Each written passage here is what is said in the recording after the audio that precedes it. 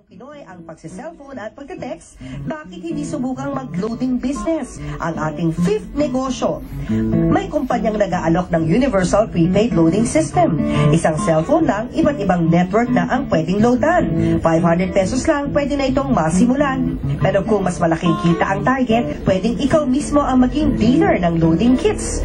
Sa halagang 4,999 pesos, 21 kits na ang makukuha mo na maibibenta sa halagang 300 piso bawat isa.